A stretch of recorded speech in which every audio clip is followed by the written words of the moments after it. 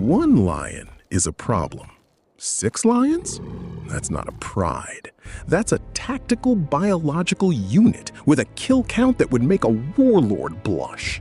Stickman pulls out a tiny white flag, only for a lion to eat it. Welcome to the Sabi Sands, the arena where the Mapogo Coalition rewrote the rulebook on predator dynamics. Usually, nature prefers the lone wolf or the small family unit approach to survival. But these 6 brothers didn't just play by the rules. They tore the manual to shreds and used it to light their campfire. We're talking about a level of regional hegemony that shifted the entire balance of power in Africa. Today, we're analyzing the Mapogo not just as cats, but as a ruthless military machine. How did they break the evolutionary limit of predator behavior? And why does absolute power always lead to a total self-destructive breakdown? Grab your gear. Class is in session. Welcome to the Sabi Sand, the most high-stakes chessboard in the wild.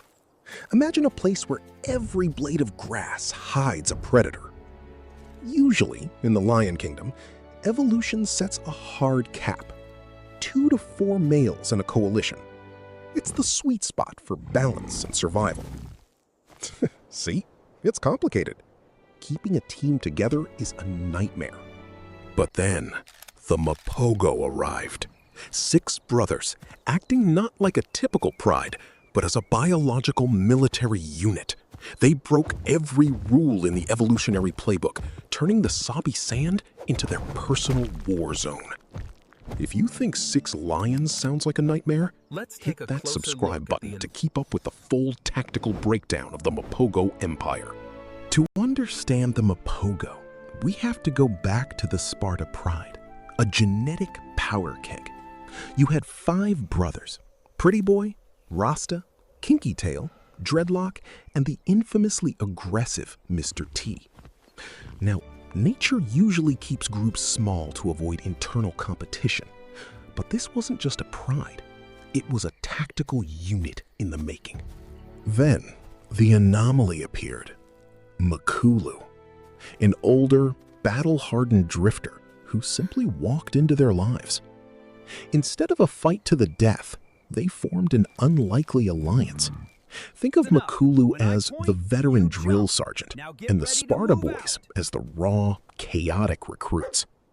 Together, they formed a 6-lion frontline that the Sabi Sand had never seen before.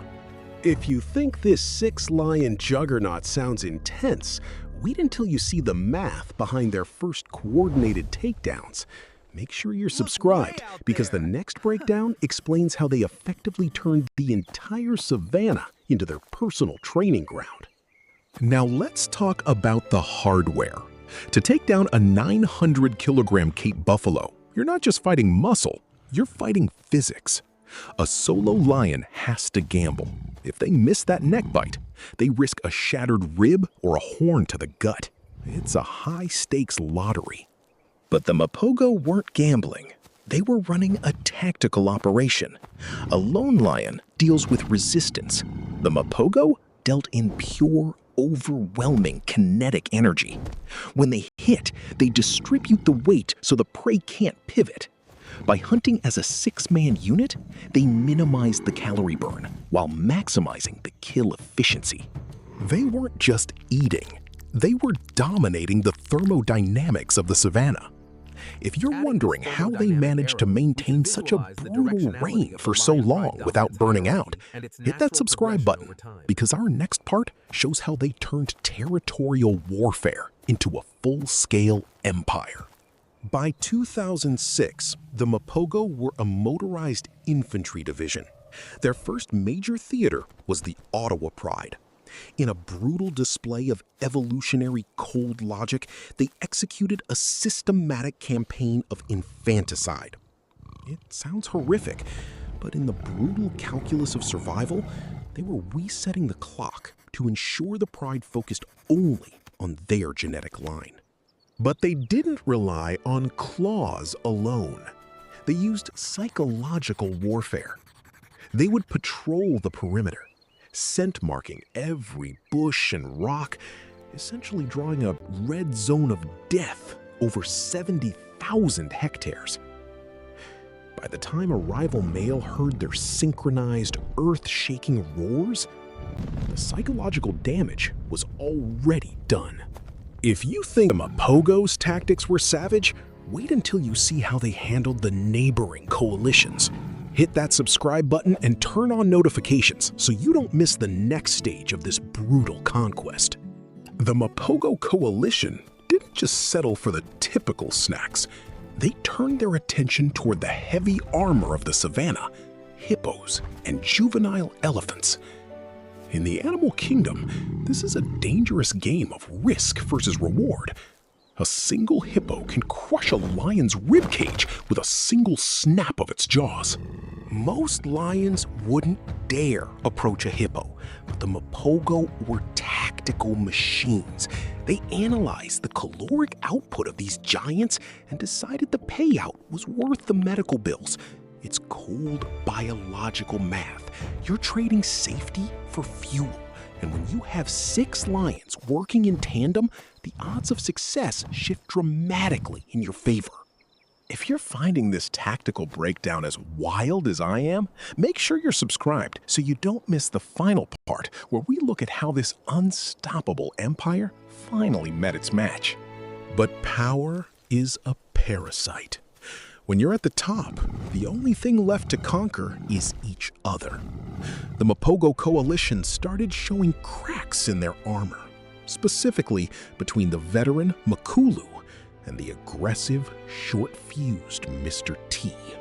It became a bicephalous leadership, a two-headed beast where the heads were constantly biting each other. They split their forces, and just like that, the impenetrable shield shattered. As they drifted apart, opportunistic rivals like the Majingalane waited in the wings, sensing the shift from a united army to a fractured house of cards. It is fascinating to see how the same aggression that built an empire became the exact tool for its demolition.